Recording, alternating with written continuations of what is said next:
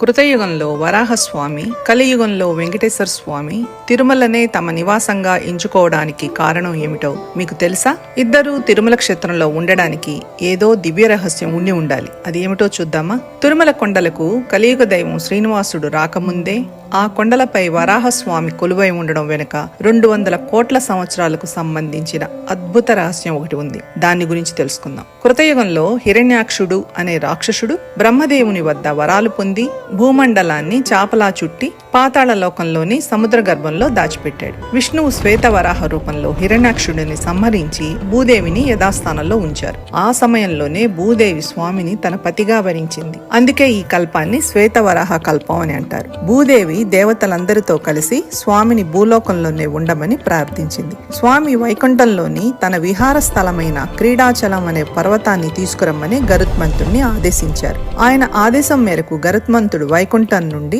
ఆ పర్వతాన్ని తెచ్చి స్వామి ఎంచుకున్న అత్యంత పవిత్రమైన వెంకటాచలంలో ప్రతిష్ఠించాడు. వైకుంఠంలో ఉండే స్వామి ఇక్కడ వెలిసినందువల్ల అమ్మవార్లు ఇద్దరూ శ్రీతీర్థం, భూతీర్థంగా ఇక్కడనే వెలిశారు. మిగతా దేవతామూర్తులందరూ స్వామి పుష్కరిణిగా వెలిశారు. అంటే తిరుమలే వైకుంఠం, వైకుంఠమే తిరుమలగా మారిపోయాయి. ఈ క్షేత్రంలో నిషాదుడు అనే గొప్ప భక్తుడు ఉండేవాడు. ఒకరోజు నిషాదుడు అడవికి వెళ్తూ స్వామికి నైవేద్యం పెట్టే బాధ్యతను తన చిన్న కుమారుడికి అప్పగించాడు. పాపం ఆ చిన్నారి ఆకలికి తట్టుకోలేక, స్వామి నువ్వు తింటేనే నేను తింటాను అని ఏడుస్తూ వేడుకున్నాడు. ఆ చిన్నారి అమాయకపు భక్తికి మెచ్చి వరాహస్వామి స్వయంగా వచ్చి ప్రసాదాన్ని స్వీకరించారు. తిరిగి వచ్చిన నిషాదుడు తన కొడుకు నైవేద్యం పెట్టకుండానే తినేశాడని భావించి కోపంతో అతనిని శిక్షించబోయాడు. అప్పుడు వరాహస్వామి ప్రత్యక్షమై, నీ కుమారుడిచ్చిన ప్రసాదాన్ని నేనే స్వీకరించాను అని చెప్పారు. వరాహస్వామి నిషాదుడి భక్తికి మెచ్చి ఆ పుట్టలో బ్రహ్మదేవునిచే ప్రతిష్ఠించబడిన ఒక విగ్రహం ఉందని దానిని బయటికి తీసి ఆలయాన్ని నిర్మించమని ఆదేశించారు. స్వామి వారి ఆదేశం ప్రకారం